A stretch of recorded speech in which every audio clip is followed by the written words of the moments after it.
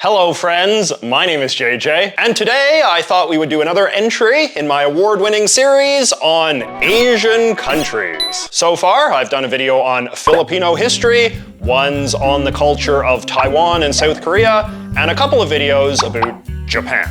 And today, I thought we would do a video about Chinese culture. It's interesting because even though China is obviously the biggest and most politically powerful country in Asia, I feel like a lot of us don't really know all that much about Chinese culture relative to the culture of some of the other places on the continent. And there are a few reasons for that as far as I can see. One is just that China has been a poor country for quite a long time and doesn't have the same tradition of exporting high-end cultural goods to the West, the way places like Japan and Korea do. That is starting to change as China gets richer, but even now, most of what China exports to the West are consumer goods manufactured on behalf of Western companies, as opposed to distinctly Chinese goods from Chinese brands. A lot of Chinese immigrants to the West have likewise come from lower middle class backgrounds until quite recently, and people of a lower socioeconomic status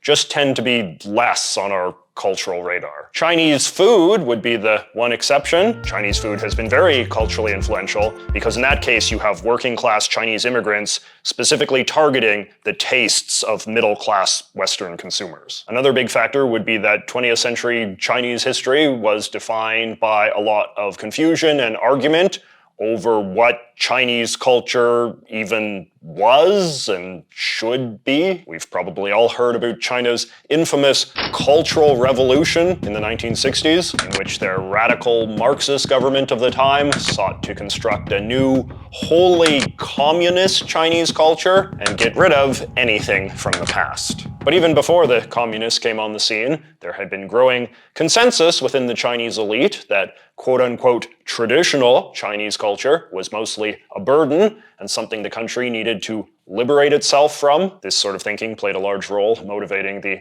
overthrow of China's conservative monarchy in 1912, a revolutionary fervor literally known as the New Culture movement. Now, these days, when you read about Chinese culture, and especially the culture of the Zhaozu, the large and powerful middle-class population who grew up after the hardcore communist era, you hear a lot about a society trying to achieve a balance. Cultural customs associated with the 19th century or earlier are no longer as stigmatized as they used to be, but at the same time, the 20th century efforts to modernize and westernize the country have also stuck. A more market-driven economy has created a Chinese culture more driven than ever by consumer tastes, but of course, they still do have an officially communist government that believes it has a right to step in and redirect that culture when necessary. Anyway, the other day I bought something that I think perfectly embodies all of this. It is a little figurine made by the popular Beijing-based toy company Pop Mart from their series Minions Travelogues of China. Apparently, the Pop Mart people were able to get the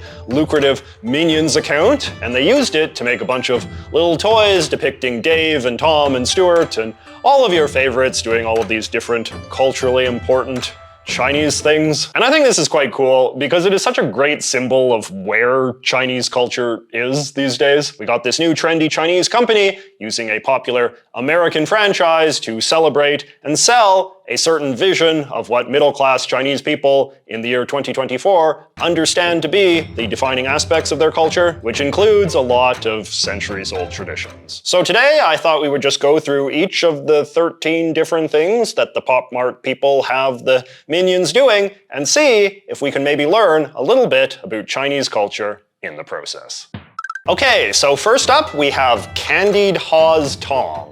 Haw is short for hawberry or hawthorn berry, which are these little apple-like fruits. You don't see much here, but are quite popular in China. I actually went to the Chinese supermarket here in Vancouver, hoping they would have some hawberries for sale, but didn't have any luck. Maybe they're out of season or something. I did, however, get these dried hawberry chips and this nice hawberry drink, this little pack of hawberry candies, and this hawberry tea, which is supposed to be good for high blood pressure. They have a pretty nice taste, just a kind of sweet apple. But anyway, you can see that they're a major staple of the Chinese fruit canon. Even China's famous sweet and sour sauce is traditionally supposed to be made from haw berries, though on this continent, Chinese people tend to use ketchup or pineapple juice instead, which is obviously in greater supply. What Old Man Tom is eating here is probably the most iconic way to eat haw berries, which is putting them on a skewer and then glazing them with caramelized sugar, a process for making sweet soda fruits that the Chinese call tanghulu. I guess this is just basically the Chinese form of candied apples.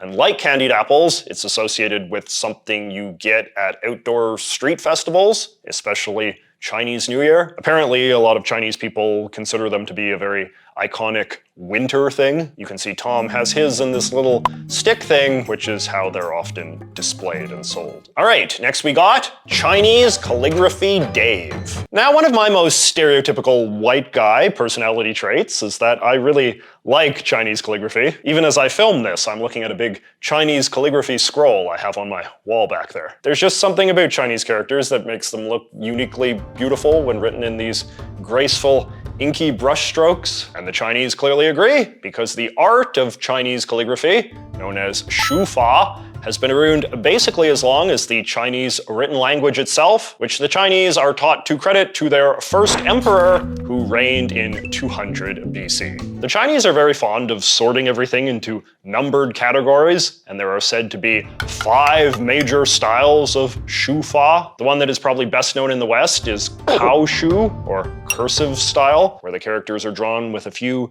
smooth, fluid movements of a brush that rarely leaves the page. Dave's calligraphy looks like it was written in the less impressive kaishu, or standard style, however, which is basically just the normal way of writing where the strokes are made one at a time without any particular flair. It says banana, but you already knew that. Now, while the complexity of Chinese characters might make them look pretty on a calligraphy scroll, they have long been controversial as a practical form of language. To be able to fluently read and write Chinese, you have to learn thousands of these things, each representing a different word. And this can only really be done through blunt memorization, since they're just abstract symbols that you can't learn through sounding out the way you can with a phonetic alphabet like ours. The Chinese communists, accordingly, saw this writing system as a relic of the decadent old order, standing in the way of modern goals like mass literacy. So in the 1950s, they introduced what is now known as simplified Chinese,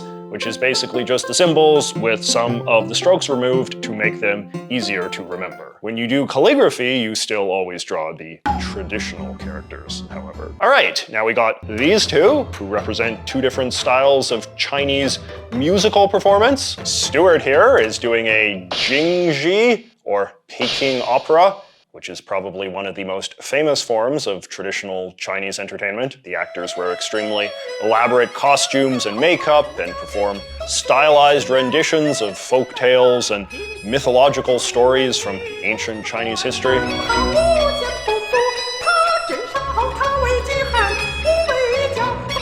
It is quite similar to Japanese kabuki, if you're familiar with that. And like kabuki, it is an art form that achieved its peak of popularity in the 19th century as a form of entertainment for the country's growing elite. Now, I talked a bit about this in my Korean cultural video, but I remain officially skeptical about just how much anybody cares about this sort of thing today. On the one hand, it is obviously impressive that people have been able to keep an art form going for this long. But on the other hand, it's also hard to avoid the impression that continuing a form of art this weird and old-fashioned is being done more for the artists than the audiences. But if you're Chinese, let me know if I'm wrong about this. Do you know anybody that's like legit super into Chinese opera in the 21st century? For a slightly more contemporary representation of the Chinese music scene, we have Shanghai Singin' Tom. He's dressed as a Chinese pop star from a very particular period of 20th century Chinese history, the era between the fall of the monarchy and World War II, when Shanghai briefly existed as this cosmopolitan city that was home to a glamorous music scene. The 1930s and 40s, accordingly, saw a number of female singers rise to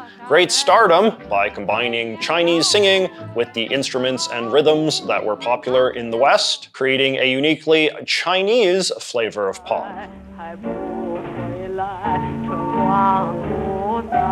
Though a lot of the musicians associated with this scene fled to Hong Kong after the war and the subsequent communist takeover, their music remains popular in China to this day. It enjoys a sort of nostalgic charm as a relic of an optimistic period of Chinese history. All right, next we got Kung Fu Hammer Fill. Kung Fu is an umbrella term that encompasses the many different styles of martial arts that are popular in China, including Qigong, Wing Chun, Shaolin, and Tai Chi. I feel like we often think of Chinese martial arts as being more spiritual and peaceful than those of other Asian countries, emphasizing meditation and fitness over competitive fighting or self-defense. Phil here is doing his kung fu with what the Chinese call shui, which we clumsily translate as hammers or melon hammers. In the old days, they were these big,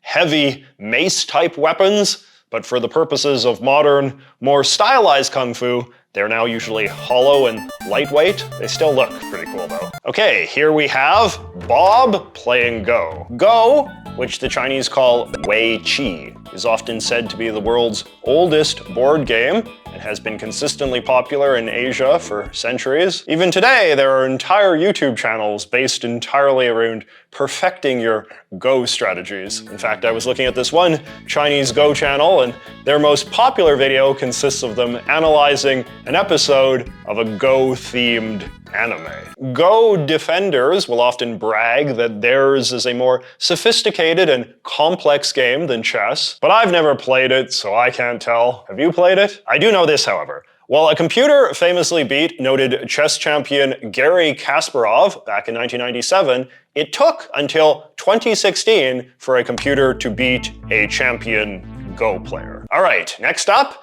Terracotta Warrior Kevin.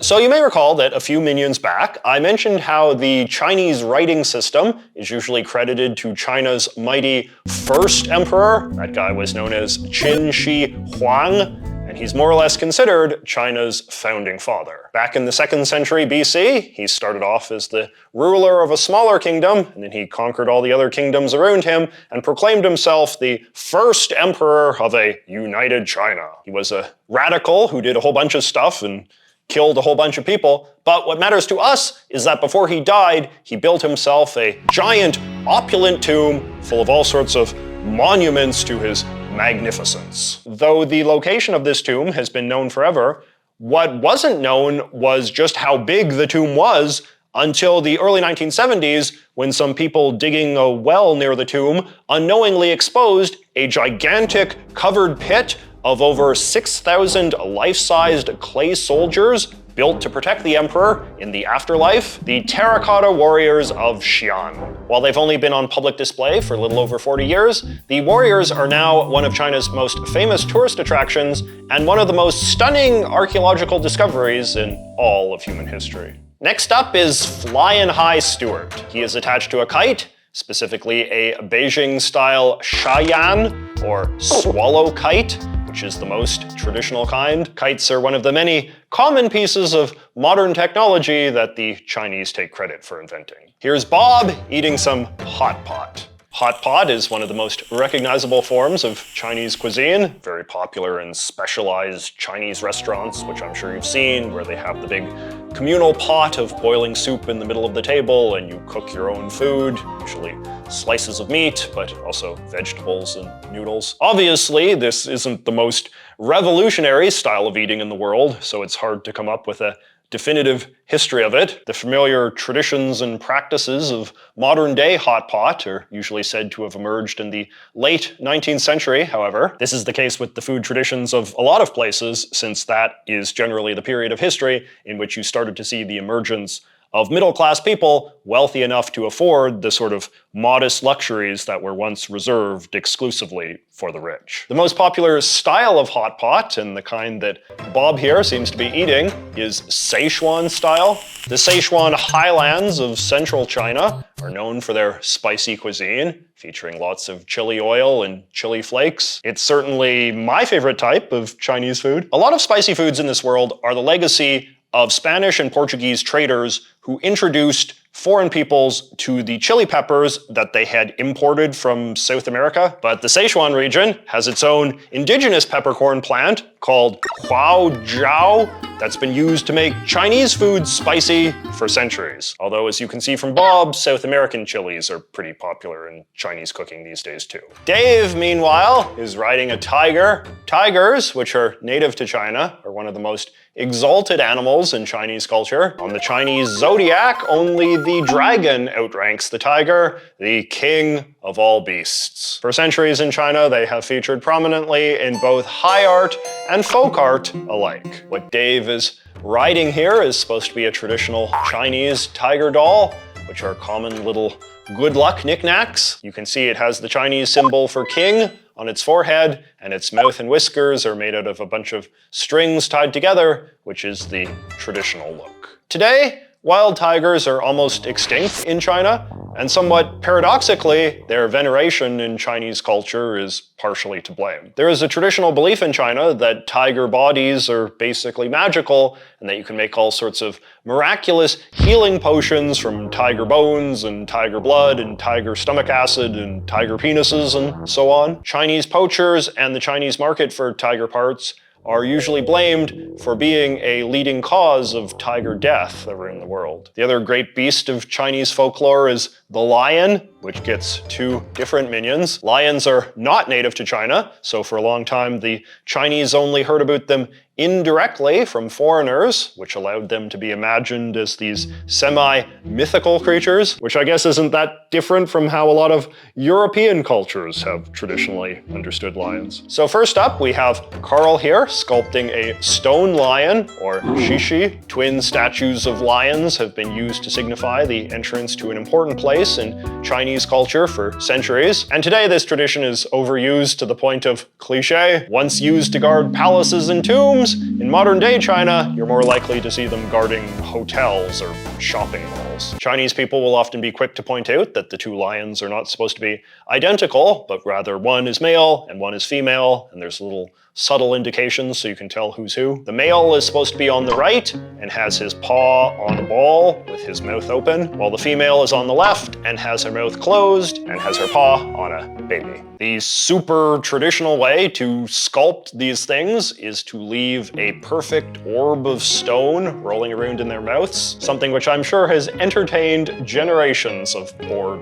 Chinese children. And then we have Lion Dance Stewart, who is doing the iconic lion dance associated with Chinese New Year, China's oldest and most important holiday. Traditionally, China was one of many Asian countries that used the lunar calendar, which begins the new year sometime in February. During the modernizing zeal of the early 20th century, however, this was seen as archaic and backwards, so the lunar calendar was ditched, and the government officially downgraded Chinese New Year to Spring Festival, which is still its official name to this day. Though decadent, old-fashioned festivals were forbidden during the hardcore communist era, from what I could research, Spring Festival was simply too popular to ever completely phase out, with even Chairman Mao himself enjoying the traditional festivities. And now, with China being a much wealthier country, it is popular for middle-class families to indulge in all sorts of traditionalistic New Year's rituals, like putting up special decorations and eating special foods, and of course, attending special outdoor performances like the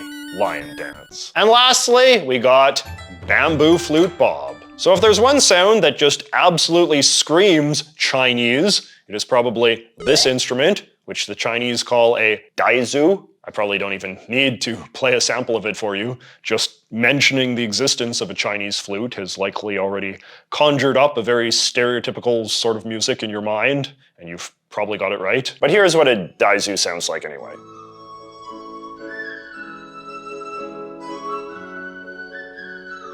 So yeah, basically the establishing music that a movie, cartoon, or video game will use whenever it wants you to know that what you're seeing is taking place in China, if not Asia itself. Although these days a daizu can be made of anything, the traditional material is bamboo, which China produces more of than any other country in the world. The usefulness of bamboo has been known to people living in China longer than there's been a China, and Chinese civilization is often said to have been built on bamboo, the way that other civilizations were built on stone or iron. The oldest surviving bamboo flute is over 2,400 years old, recovered from an ancient nobleman's tomb that predates the reign of the first emperor by several centuries. It's wild to think that over 2,000 years ago, minions were playing the same instruments as they do today. So there you go, 10 things about Chinese culture that a Chinese toy company wants us to know. Do you like Chinese culture? Why do you think it's less common to find Chinese culture stands than those of other